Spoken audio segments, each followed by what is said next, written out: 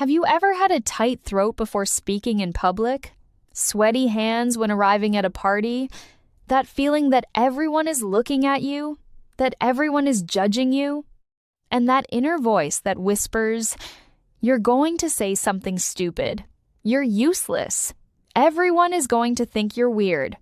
So, what do? You avoid. You don't raise your hand. You turn down the invitation. You stay in your corner. Social anxiety is that intense fear of other people's gaze. A fear that can steal opportunities, friendships, and life moments from you. Today, we're going to talk about this without shame, with simple keys, and with the hope that it can change. Emma, you just described my life. I'm terrified of speaking in meetings. My heart races, my voice shakes. I feel like everyone is waiting for me to make a mistake, so I say nothing. And afterwards, I hate myself. Why am I like this? Is it shyness, social anxiety, or just a lack of confidence? That's an excellent question, George. Shyness is a tendency to be reserved, a little uncomfortable. It can be embarrassing, but it doesn't stop you from living. Social anxiety is more intense. It's a very strong fear of being judged, humiliated, rejected. This fear is so strong that you change your behavior to avoid it. You don't speak, you don't go out, you don't give your opinion.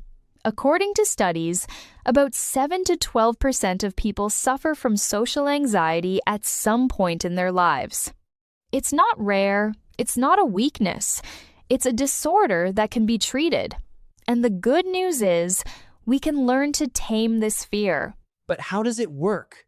Why am I so afraid of other people's gaze? The mechanism is always the same. There is a social situation that scares you. Speaking in public, eating in front of someone, calling someone on the phone, going to a party. As soon as you imagine this situation, your brain activates an alert. The amygdala, the fear center, triggers. Your body reacts, racing heart, sweaty hands, blushing, knot in the stomach. You interpret these physical signs as proof that you are in danger. So you avoid the situation. You don't go to the party. You don't raise your hand. In the moment, you feel relieved. Phew, the fear is gone. But this relief is a trap, because by avoiding, you reinforce the idea that the situation was truly dangerous. Next time, your fear will be even stronger, and you will avoid again. That's the vicious cycle of avoidance. So the more I avoid, the more afraid I get? Exactly. It's as if you had a phobia of dogs. Every time you cross the street to avoid a dog, you tell your brain, "Dogs are very dangerous. Good thing I crossed." Your fear increases. The only way out of this cycle is to face the situation little by little without avoiding. That's what we call gradual exposure. We'll come back to that. Why do I believe that everyone is looking at me and judging me? That's what's called the spotlight effect. Imagine you're walking down the street. You think a huge spotlight is shining on you, that everyone sees the little stain on your sweater, that everyone notices your awkward walk. In reality, people are too busy with their own lives. They are under their own spotlight. Most of the time, no one is looking at you. And if they do look, they don't judge as much as you think. Studies in social psychology have shown that we greatly overestimate how much attention others pay to us. It's a cognitive bias. Your brain tells you a story. Everyone is going to judge you, but this story is not reality. So my problem is that I imagine a judgment that doesn't exist. Often, yes. But be careful. Social anxiety is not just in your head. It is real. The physical symptoms are real. The suffering is real. What is imaginary is the threat. In real life, there is very little chance that people will make fun of you, humiliate you, reject you. Most people are kind, or at worst, indifferent. The problem is that your brain doesn't distinguish between a real threat, a tiger, and a social threat, a look. It reacts the same way, and you find yourself fleeing situations that are not dangerous. So before going to a party, I try to calm down. I tell myself, breathe, relax, don't be nervous. But it never works. I get even more stressed. That's the most common mistake, believing that you first need to eliminate anxiety and then act. That's wrong, and it's even counterproductive. Why? Because the more you try to calm down, the more you focus on your anxiety. And the more you focus on your anxiety, the more it grows. It's like trying not to think about a polar bear. The more you try, the more you think about it. The right approach is to accept the anxiety, to say, okay, I'm afraid. My heart is beating fast. My hands are sweaty. It's uncomfortable, but it's not dangerous. I can act even with this anxiety. Psychologists call this acceptance. Acceptance is not giving up. It's stopping the fight against anxiety. And miraculously, when you stop fighting, the anxiety often decreases on its own. So, I shouldn't wait to be calm. I should act even if I'm afraid? Exactly. Courage is not the absence of fear. It's acting despite the fear. You can go to the party with palpitations. You can speak with a trembling voice. And you'll see that nothing serious happens. The catastrophe you imagine does not occur. And little by little, your brain learns that the situation is not dangerous. Next time, you will be a little less afraid. Can my brain really change? Or am I doomed to be anxious in social situations for life? Science is clear. The brain can change. That's neuroplasticity.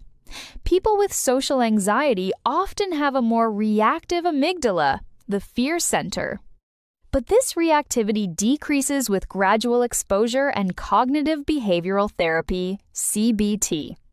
MRI studies have shown that CBT reduces amygdala activity and strengthens the prefrontal cortex, the part of the brain that reasons. Concretely, every time you face a social situation without fleeing, you create new connections. The old connections, the ones that said danger, flee, weaken.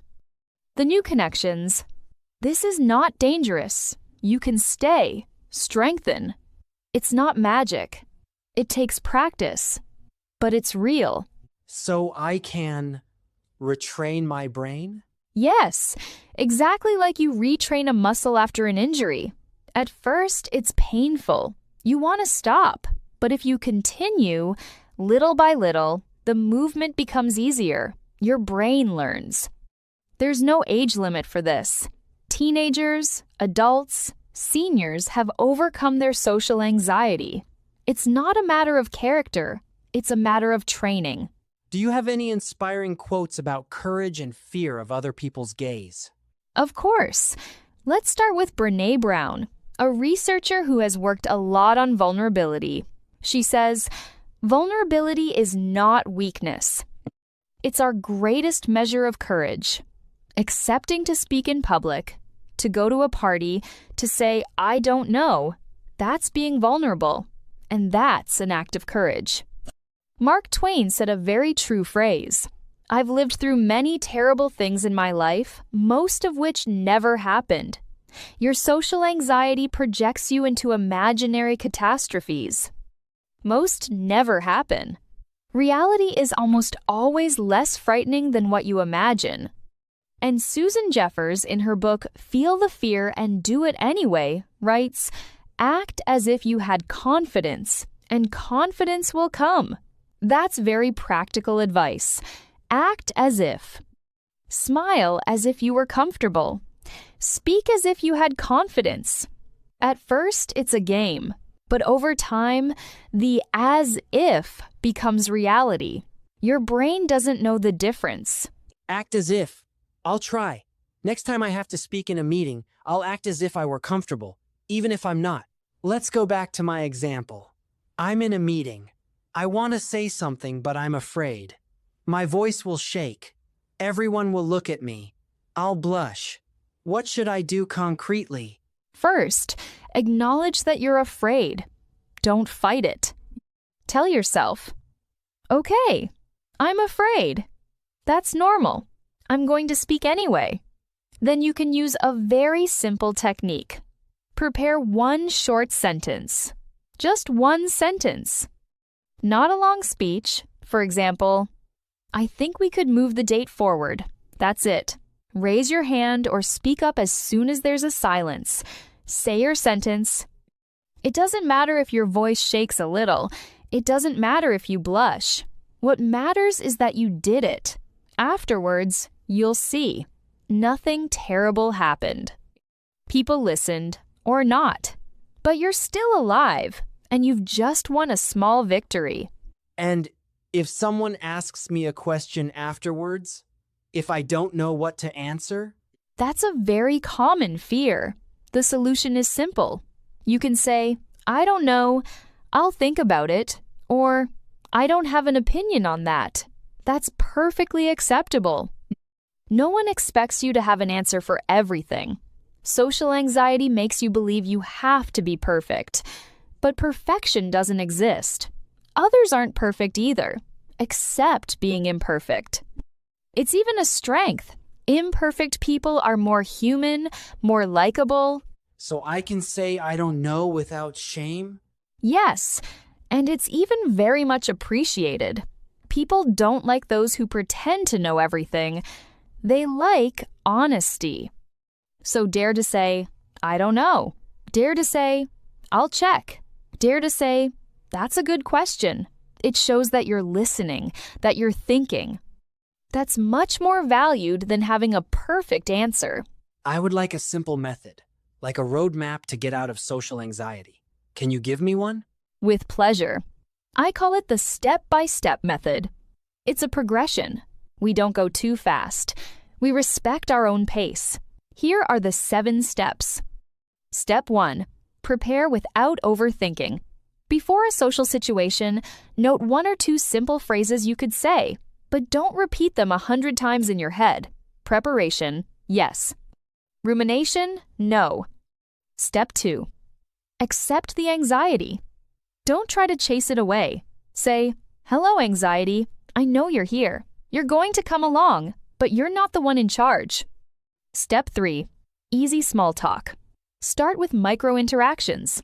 Say hello to a colleague. Ask for the time. Compliment someone. Small things with low stakes. Step 4. At your own pace, take one more step. Once small interactions are easier, increase a little. Ask an open-ended question. Give your opinion on a neutral topic. Stay 5 minutes longer at a party. Step 5. Practice regularly. Exposure must be repeated. A little every day. 5 minutes a day is better than 1 hour once a month. Regularity is key. Step 6. Allow yourself to be imperfect. You might stammer, say something silly, blush. So what? It's not serious. No one will die. Imperfection is human. Step 7. Support yourself. After each small victory, praise yourself. Say, well done, I dared. You don't need a perfect performance. The mere fact of trying is a victory. Is social anxiety always the fear of speaking in public, or are there other forms? There are many different forms. Some people are afraid of eating in public. They think others are watching how they eat, that they'll drop something. Others are afraid of writing in front of someone. Shaky hand, illegible writing. Others are afraid of using public restrooms. Others are afraid of talking on the phone, especially in front of others. Others are afraid of parties where they don't know anyone. Others are afraid of giving a presentation. Others are afraid of running into someone they know on the street. Should they say hello? Start a conversation? The mechanism is always the same. The fear of being judged, humiliated, rejected. But the situations vary. I'm ashamed of my anxiety. I feel weak, different, weird. That's the worst part of social anxiety. The shame of the anxiety itself. You're ashamed of being ashamed. It's a double burden. But please, listen to me carefully. Social anxiety is not a character flaw. It's not a defect. It's a brain function you didn't choose, and this function can change. You are not an anxious person. You are a person who, for now, feels anxiety in certain situations. But this anxiety does not define you. Imagine a blue sky with clouds. The clouds pass. The blue sky remains. You are the sky. Anxiety is a cloud. It passes. Your true identity is the one who watches the cloud, not the cloud itself. So I can say, I am someone learning to tame my social anxiety instead of, I am socially anxious? Exactly. Changing language changes identity, and changing identity changes behaviors. Every time you take a small step, a hello, a question, a sentence in a meeting, you vote for a new identity, that of a courageous person who acts despite fear. The votes add up. And one day, without believing it, you realize you're no longer afraid, or that your fear has become very small, and you are proud of yourself. Emma, I've understood. My social anxiety won't disappear overnight, but I can tame it, step by step, by accepting the fear, acting anyway, celebrating small victories. I'm not doomed to flee parties and meetings.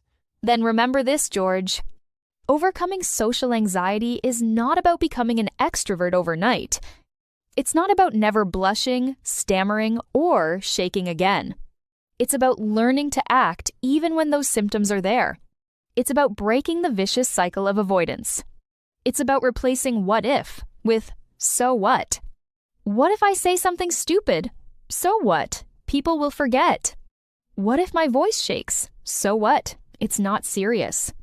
What if I'm judged? So what? Their judgment doesn't define me. Freedom is not the absence of fear. It's the ability to move forward with fear. Every small step brings you closer to yourself, to the person you want to be. Not a perfect, fearless person, but a real, imperfect, courageous person. And that is much more beautiful. Tomorrow, I'm going to say hello to a colleague in the kitchen. Nothing more. I'll feel my heartbeat, and I'll do it anyway. That will be my first victory. And that's everything for today's episode. If this helped you, subscribe to the channel and like the video so you don't miss the next one. Take care, and see you next time.